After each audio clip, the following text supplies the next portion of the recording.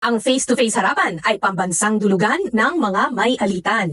Hangad namin na bigyang solusyon ang mga di pagkakaunawaan para sa mas mapayapang komunidad.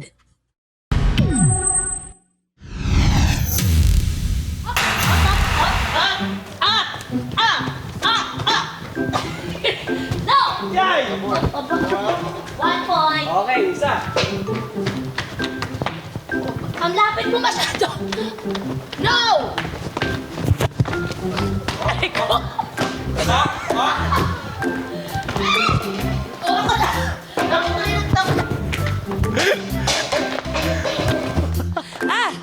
Grabe. Todo bantay ako sa lata. Walang tsinelas na tatama. Grabe naman yung hingal. Sorry. Bali, wala sa amin ang patama. Ganyan kami sa team pula! Pula, pula, pula. Pula, pula. Sa pool sa amin ang mapanlamang at mapang-abuso kaya tsinelas ang katapat ng mga hindi tapat. Team Puti, attack! Hindi ito laro-laro lang dahil ito ay talakserye ng totoong buhay. Kaya tutok na dito sa... Face to face, harapan! Sing tibay ng goma, sing talas ng lata. Ganyan sila bilang harapang tagapayo. Tama, bawal mang-apak ng karapatan ng iba. Yan ang mahigpit na bilin ng ating resident lawyer, Attorney Lorna Kapunan.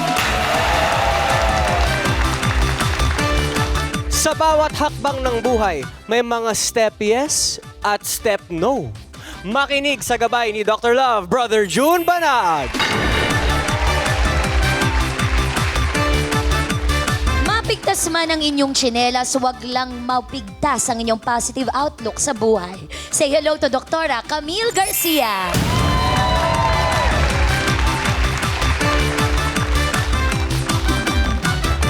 Speaking of tsinelas, itong ate natin mahigit 20 taon ng advokasya ang Handog Tsinelas nationwide. Marami na siyang natulungan dyan. Ito na, ang nag-iisang ate ng masa, Corina Sanchez Rojas! Ate Corina!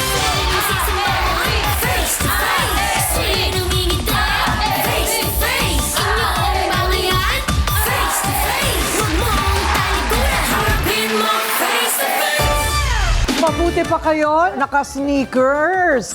No, ang gaganda ng mga sapatos. Pero alam nyo ba, nationwide, may kilala akong pamilya, 7 magkakapatid, pero isa lang ang pares ng tsinela sa bahay.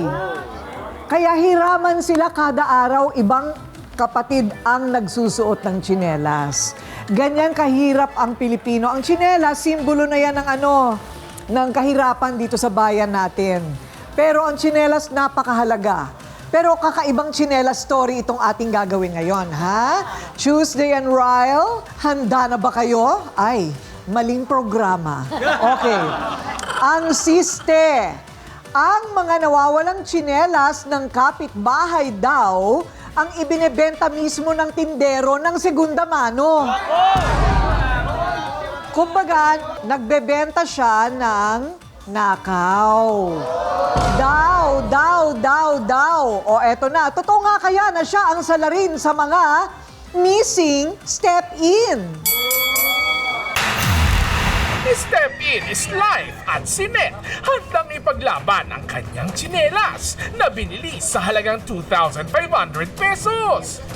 Pero ang kanyang pinag-ipunang sapin sa paa, ninakaw daw. Diyan po ako nagsasampay ng tsinelas sa nilabang ko eh. Ninakaw po ni Denden. Nakakita po ng mga kapitbahay namin na siya lang po ang nagnakaw. At ang pinagbibintangang tsinelas snatcher, si Denden. Dumaan lang siya rito eh. Wala naman ibang dumaan eh, kundi siya lang eh. Sino po kukuha? Siya lang naman kukuha.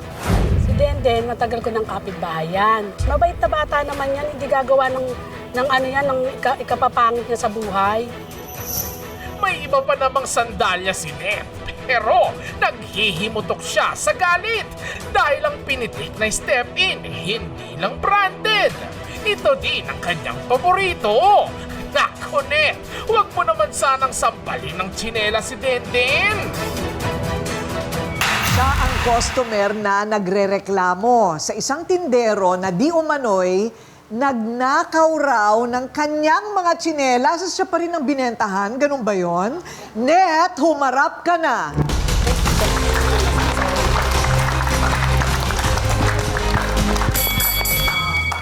Ayan, Net. Ano ba ang nangyari? Ano ang problema? Eh, ninakaw niya po yung chinelas dun po sa bubungan namin. Eh, kalalaba ko lang po. Tsinelas, nilabhan mo. Opo. Nilagay mo sa bubong. Oo, eh, nakita po- ilang pares? 2 pares po. O tapos, nawala. Nawala po, nakita po siya ng kapitbahay namin na aligid-aligid po doon sa may bubungan namin. Ang taas nun. Paano yun? Nakita po siya ng kapitbahay na paikot-ikot po doon eh. Eh, sinabi po sa akin, kaya po nagagalit po ako sa kanya. Nakita mo ba na siya ang kumuha? Hindi po, may nagsabi lang po sa akin. Nakita mo ba na binebenta niya? Hindi po, may nagsabi lang din po. Naku, ayun. Ito ay tsinelas mong gamit na. Hindi po, sa anak ko po yung bagong bibig ko po yun. Bagong bili. Oo, kaya kasusuot lang po yun ng anak ko. Nilabang ko po. Bukod sa tsinelas, ano pang bagay ang kinuha kamo ni Denden? Nag-outing po kami. Nung nasa cottage po kami, ninakaw niya po yung pitaka ko. Eh, sinoli naman po, pero wala na yung mga pera. Okay, so ngayon, yung tsinelas ang pinagkakagaliitan. Niregalo ko po sa anak ko yun. Malaking bagay ang 2.5 and 1.6, ha? O, hindi ba? Pero tanungin muna natin siya, ha? Kasi kung hindi nakita ng dalawa mong mata, mahirap na yung tayo ay nagbibintang. Opo. Hindi ba? Okay. So, yan ang panig ni Net. Siya naman ang inirereklamong tindero ng tsinelas. Ang pangalan niya si Denden. Denden, humarap ka na.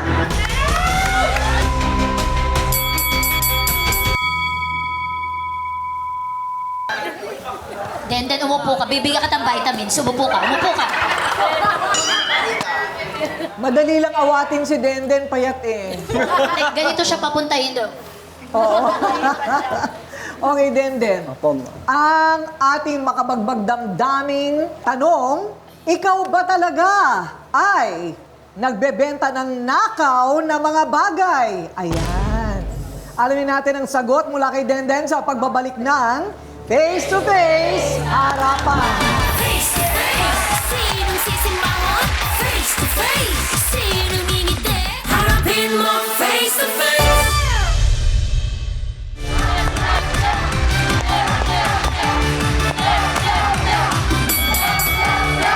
Eto na ang tanong natin kay Denden. Totoo bang sinasabi ni Net na nakaw raw ang mga binebenta mo? Hindi po katotohanan yun, Totoo ma'am. yun.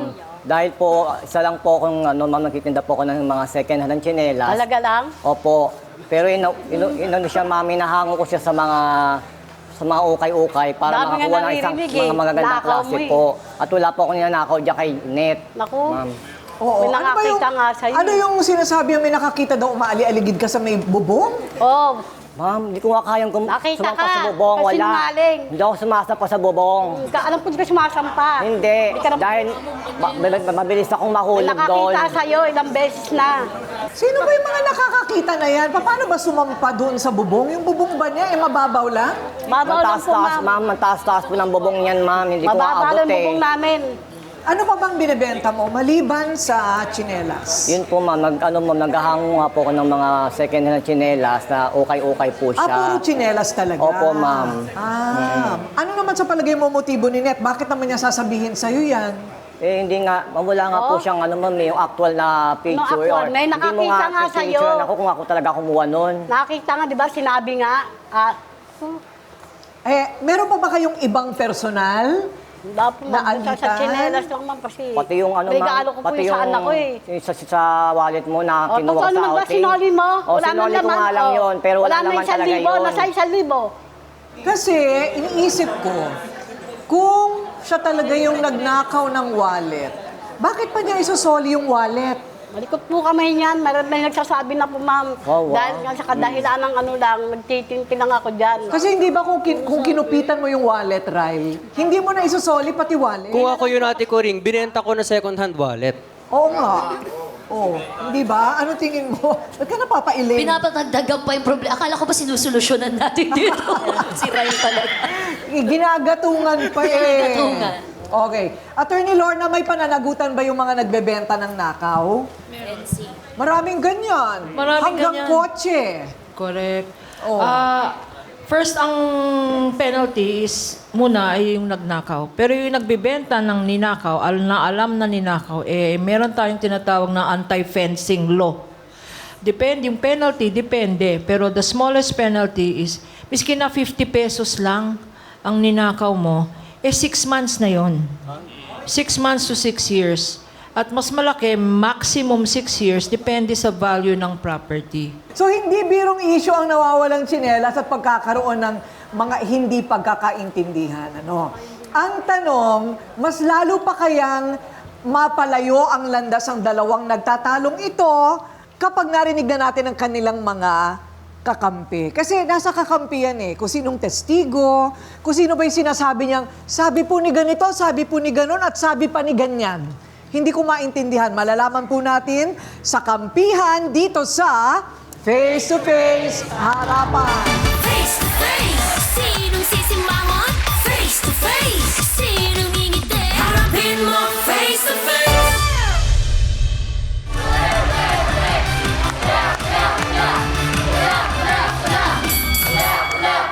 Kampihan na!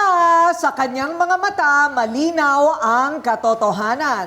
Siya ang magpapatotoo na si Denden nga raw ang kumuha ng nawawalang tsinelas ni Net sa ibabaw ng bubong. Oh, di ba? Oy, may testigo tayo. Baba, humarap ka na.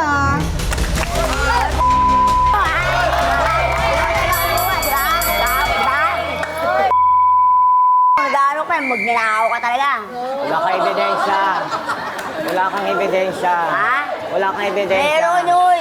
Kung nakatukod yung baba ko habang nigil na kita. Talaga ba?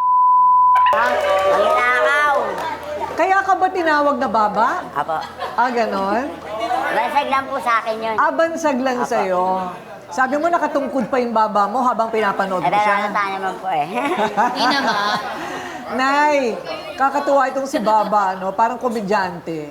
Nakita mo talaga siya? Opo, nakita po siya sa bubong. Talaga, wala kang Ano? picture na pa-picture sa akin. Yung Naka-jersey pa nga eh. kami. Ay, hindi ako nagsusuot ng jersey. Oo, Hindi ako nagsusuot ng jersey. Nag-jersey ka. Hindi. Nag-jersey ka nung araw na yun. Dahil Hindi ako kasi nag-jersey doon mo kahit pinasok kailan. ng jersey yung chinelas eh. Oo. Hindi ako nag-jersey talaga. Uli ka na. Hindi talaga.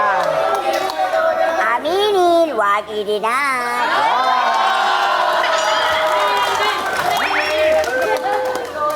Aminin mo na. Hindi. Kaya ka nga nandito ka na upo mo kasi magnanakaw Wala akong ka. kinukuha. Reklamo ka, di ba? Wala akong kinukuha. Magna cum laude. Teka muna, Ate Baba. Teka lang, may tanong ako, guys. Quiet. May tanong, Ate Baba. O, nakita mo. Opo, nakita ko. Yun ang tinatanong ni Kuya Denden. May ebidensya ka ba? Picture? Picture Wala nga lang. Or actual. kapwa mo Actual. nakakita? Wala po. Wala. Ikaw talaga. Opo. Mag-isa ka lang Mismo. nung nakita mo siya. Kita po ng dalawang face to face.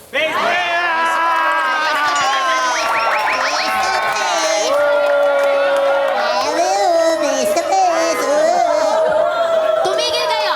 Hindi mahaba ang baba niya, mataas lang ang bibig niya. Huwag kayong magulo. Masyado kayo mapanlait. Tapos, Ate Baba, teka lang. May galit ka bang personal kay Ay, Denden wala po. bukod Kasi sa... kaibigan ko rin po siya. Kaya lang po, siyempre, nagmamalasakit ako sa kumari ko po. Talaga ba? Eh, di ang ganda! Sinalong ka pa. Wag idinan. Denden, bakit sa tingin mo, ikaw yung pinagbibintangan nila? Hindi ko alam sa kanila dahil yung araw po ng ano na yun, may Di mo nagbebenta alam, ako ng ginawa mo. second na tsinelas. Di mo alam. Hindi na rin nagsasabi. Ayan, ikanta pa. Yung panahon na ano, oras na yun. Di ko alam, magna ako. Wawa. May song number ka pa, Denden. Nasa face to face na tayo. Aminin mo yan. O eto, merong kang kakampi, may kakampi din si Denden. Handa niyang ipaglaban ng kanyang anak-anakan para sa kanya hindi magnanakaw. Si Denden, watang! Watang! Humarap po!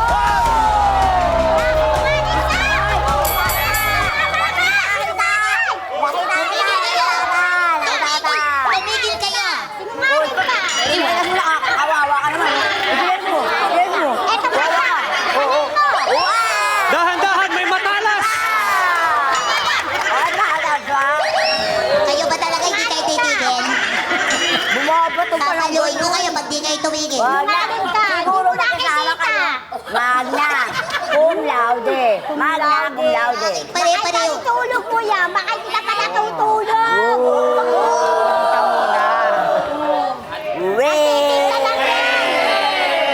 Para pang kain na magulat ka. Labot. Magna. Tulog mo na. Magna, uy. Hoy, magna. Hindi ka makakibo. Kasi, kailangan mo magawa. Totoo cum laude ka. Kaya ka naman. Magna cum laude. Cum laude, magna. Kaya ka. Kaya ka. Mana-mana sa nanay-nanayan. Nanay-nanayan. Okay, Watang. Sige, paano mo dedepensahan si Denden? Ma'am, sa totoo lang po, hindi ko totoo. Paano mo nga madepensahan? Nakita daw niya eh. Hindi. Siya pa nga nagbente. Siya pa nagbenta. Baka nasira lang po yung mga nagbenta. Kalalaba ko lang yun. Hindi. Ano po ba ang kadalasan binibintang kay Denden? Tsaka bakit laging siya?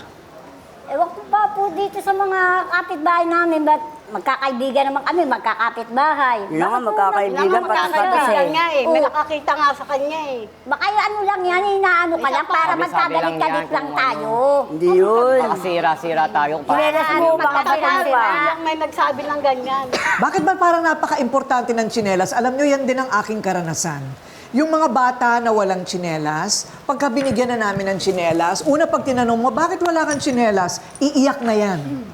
Kasi nga, imbis na bumili ng 80 pesos na pares, pambibili mo na lang ng ano yun eh, ng instant noodle, o kaya bigas o sardinas. Kaya yung mga bata kawawa na hindi nakapaa, o kaya hindi magkapares kasi pinulot lang sa basurahan. At pagkatapos, ayaw nilang suotin yung bago nilang tsinelas. Kasi baka sayang daw. Ayun. So, dahil dyan, magpapaulan tayo ng tsinelas! Yay!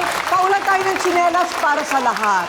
Eto na, ang mahiwagang mga tsinelas. Ayan, galing kay Ate Kuring. Bawat isa tayo may isa. Oo nga. Okay. O ayan, ang mga tsinelas natin.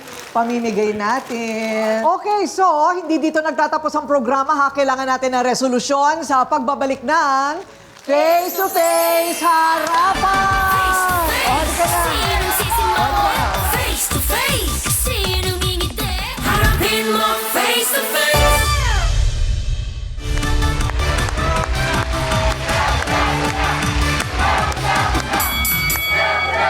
Ay, kakaiba! Kakaiba ang ating programa ngayon. Alam nyo ba na mahigit 50% ng mga bata sa buong Pilipinas ay walang tsinelas. Wala. As in, kaya kahit na ilang ikot kami nationwide, Attorney Lorna, sila pa rin ang nawawalan ng tsinelas. Kasi napupudpud din yan eh. Hindi ba? So, ganun kahirap. Oy, napakaswerte ninyo, ha? Napakaswerte ninyo. Magtatagal yan, magtatagal yan. Kailangan magtulong tayo, hindi pwedeng kami lang ang namimigay ng tsinelas. Kahit dyan sa mga kapitbahay ninyo, pwede kayong tumulong at magbigay ng tsinelas sa mga bata. Kasi lalo na sa mga bata, ang tsinelas ay dignidad. Para sa kanila, yan ay dignity. Ayon.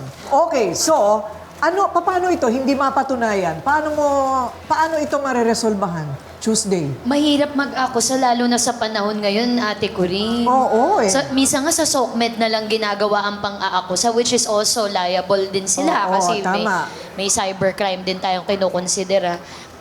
bilang magkakapit-bahay, hindi ba natin magawang mag-usap ng Oo, maayos? hindi ba? Hindi ba Kayo-kayo pwede- magkikita araw-araw. Oo, kasi parang hindi ba pwedeng papiliin mo na lang siya sa mga benta mo para tapos ng usapan? Pero kung wala naman talaga kasi siyang kinukuha, bakit naman niya gagawin din yun? Yun na nga.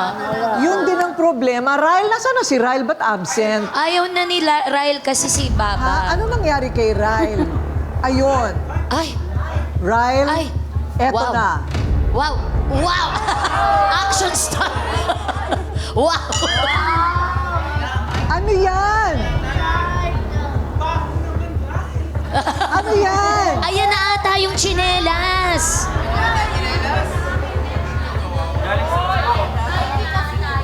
Huwag mo amuyin, Ray. Ano yan?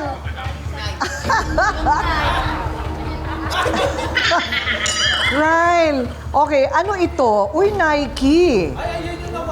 Ito ba yung nawawala? Ito ba yon? Hindi po yan. Ano lang po, sample lang po yan ng binibenta na second hand. Second hand. Okay. Opo. Sample lang ito. Sample lang po yan. Pero hindi ito yon. Hindi ito yon. Kasi mas malaki yon. Ikaw naman, napaka-dramatic mo naman. Akala ko naman. First time daw po kasi tayong gagawin ni. Ebidensya. So, ganito pala yon. Ganito pala ang itsura. Okay, kaya mamahalin. Ano?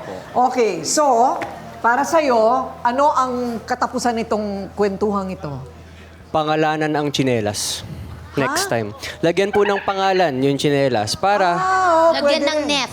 Opo. Pwede rin. Para kung mawala, makita na in circulation, may pangalan sa ilalim mo. Kasi Day, baka nga hindi sapat yung sasabihin mong nakita mo. O sa mga sausawero at sausawera, ano ang solusyon dito? From the start po, negosyo po ni Denden yung pagtitinda po ng tsinelas. So, enough po ba yung sabi-sabi lang para pagbintangan po siya na nanguha po ng tsinelas ng iba? Tama. Kabuhayan niya daw kasi yun. Correct. O, ikaw naman. For me po, napakabigat naman po kasi talaga na paratang yung pagbibintang. Pero hindi naman po magbibintang si Aling Net na ginawa po yun ni Kuya Denden unless wala pong nagsasabi sa kanya na nakita po talagang kinuha yung tsinelas. Tsaka may backstory po kasi na yung sa wallet po kasi pwede po yun yung maging concrete reason ni Aling Net kaya napagbintangan po si Kuya Denden na kinuha yung tsinelas niya.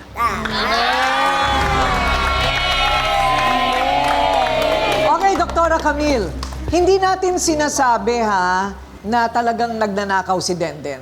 Pero may mga tao talagang hindi mapigilan ng sarili kasi hindi naman nahuhuli. Lalo't hindi nahuhuli. Kaya nakakagawian na yung pagnanakaw. Totoo yan, Ate Coring. Sabi ko nga kay Dr. Love, hindi ako maniniwala na nagnanakaw ng sinelas. Not until na-experience ko na nasa beach kami na wala rin yung sinelas ko. Pag uwi ko, nakatapak talaga ako.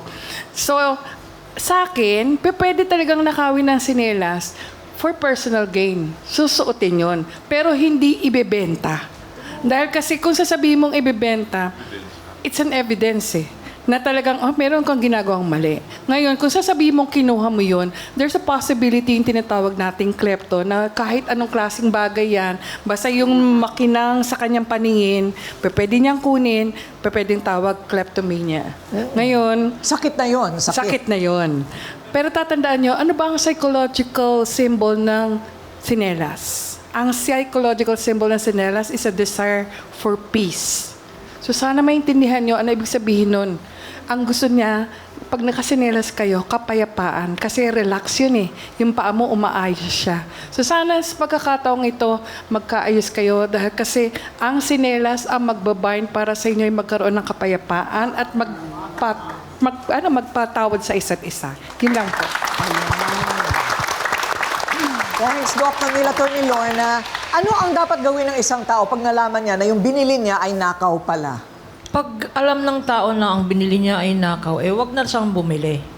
Kasi hindi defense yun Yung na hindi ikaw ang nagnakaw mismo. Kasi ang batas, anti-fencing, miski hindi ikaw ang nagnakaw, pag alam mong nakaw yan at binili mo pa, may penalty na yon. Fencing nga yon. Ikaw yung tulay para yumaman yung nagnakaw. linisin natin ang reputation natin. Mag-usap kayo para mag-usap kasi masisiraan ka dyan kung iikot na nagnanakaw ka pala para ibenta. Mag-usap kayong dalawa. Okay, Dr. Love naman.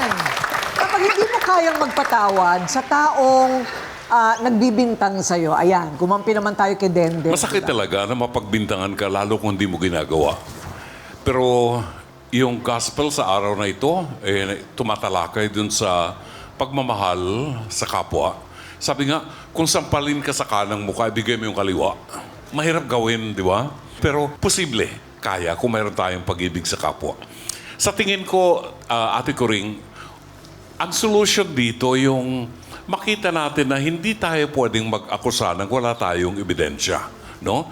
At hindi makagagawa ng isang mabuting pagsasama sa isang komunidad yung akusasyon. Siguro maging aral na lamang sa atin to. Kung meron tayong tsinelas, huwag na nating ibilad.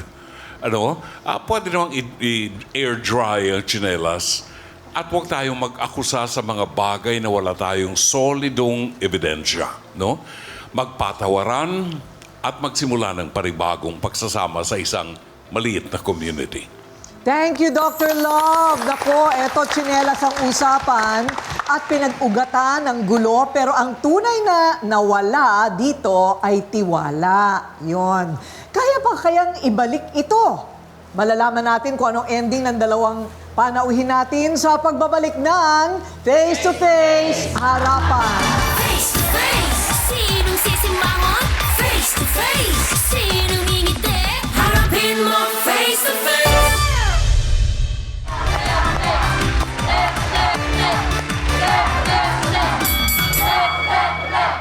Hindi ko naman matanong si Denden ano ang balak mo ngayong gawin. Kasi hindi naman siya umaamin na meron siyang ginawang mali. Anong gagawin niya? Di ba, no, Den? Opo, ma'am. Mahirap yun kasi kung hindi talaga mapatunayan, nanay, kahit na anong sabi sa'yo, kung iisa lang yan at walang ebidensya, kahit sa barangay, hindi ka papansinin. Hindi ba? Pero naiintindihan namin yung sakit sa kalooban dahil pinaghirapan mo rin yung pera na pinambili mo, di ba? Para sa dalawa mong anak. Okay, papalitan na lang namin yon ha? Palitan na lang namin yon. 1,600 plus 2,500. Mga 4,000. Teka muna, baka naman ipantaya mo sa loto yon pag binigay ko sa'yo. Hindi kaya't dapat tsinelas din ang ibigay ko sa'yo? Okay lang na pera? Ha? O ito ha, ukitan mo na ng pangalan. Huwag mo nang ilalagay sa bubong. O, doon na lang sa loob mo para wala ka ng pinagbibintangan. Hindi ba? O, okay na. Okay na ba sa'yo yun? Baba, okay na sa'yo? Well, Di naman tsinelas lang. Pero 4,000 pong pinag-uusapan natin dito. Huwag nyo ilalang lang yan. Okay, Denden. Pag-ingatan mo naman yung reputasyon mo. Hindi ba? Mahirap na yung ganyan. Baka one day, hindi na kailanganin ang ebidensya, magugulpi ka na lang. ulo ka na. Oo, mahirap yun, di ba? O sige, magbati na kayo. Sige na, magbati na kayo. Ito po yan, ha? Ito po yung totohanan nito, ha? Baka akala ninyo, talagang yung luto, yung pagbabati nila, hindi po. Talagang dumarating sila dito. Kanina nga, naghahampasan na. O, so ngayon, okay na. O marami tayong natutunan. O, sige na, okay na. O, Well. tama yan. O, ikaw. Sige na, patawarin mo na rin yan. Opo, pinapatawag ko na. O, sige na, kailangan magkamayan kayo. O, okay na. Okay na ba? Okay na po. O, ikaw, Watang, tsaka siya. Ay, nako. Ito talagang madidiscover ka pagkatapos ng araw na ito. Ay, salamat po. Para mapagawa mo na yung pustiso. Ay. Okay. Ako gusto ko na. O ayan, dahil sa nagkasundo-sundo na, nagkaroon na kayo ng K-linga, okay, ng mga tsinelas na binigay namin sa inyo. Palakpakan naman. Oy, mahal din yun, ha? Ang bawat isa, 100 piso rin. O, ang tagal ko na pong namimigay ng tsinelas. Hindi ko akalain na pwede palang pag-ugatan ng matinding away ang tsinelas. Huwag sanang ang simpleng bagay ay ugat ng malaking gulo. Pag-ingatan ang gamit. Pag-ingatan ang lumalabas sa ating mga bibig. Pag-ingatan ang ating reputasyon. Pag-ingatan ang hawak na negosyo. Okay? Natuto tayong lahat, ha? Okay, marami pong salamat. Ako po ang inyong Ate Coring nagsasabing may cake ang harapin ang mga issue dahil walang hindi nadadaan sa pag-uusap. Basta dapat may mukha kang ihaharap dito sa Face to Face Harapan. Okay? Face to face. O, picture tayo. Face to face. Face to face. Face to face. Face to face, harapan tayo. Face to face, problema'y solusyonan. Kaya na ating pag-usapan. Face to face, tama ng okrayan. Saparan sa puting, tama o mali. Galit, bati. Bawat panig ating pakinggan. Ang mga gusot ay may kasagutan. Face it, face off. Di ba sadyang makulay ang mukha ng buhay? Tayo'y magharapan sa bawat katanungan. Aminan, awayan, isaayos na. Gusto mo bang makisawsaw? Tara na kaibigan, tungkol ay magkalinawan. Face to face, sinong sisimangot? Face to face, sinong ngingiti? Face to face, inyong bangayan? Face to face, huwag mong talikuran. Harapin mo face to face. Face to face. Face to face. Face to face. Isang kapitbahay ang malakas umanong mang-usog ng bata. Wala po akong usog, naghihilot po ako. Nakita ko na po yung anak ko sa labas, nilapitan niya po. Namumutla na, subukan na po eh. Umalig ka, sinira mo yung hanap buhay ko. Malademonyo po yung usog niya. Malaki pa ba siyang mangkukulam? Wala po siyang mangkukulam. Ako nga naghihilot sa mga bata eh. Walang atrasan sa Face to Face Harapan. Harapin mo face to face.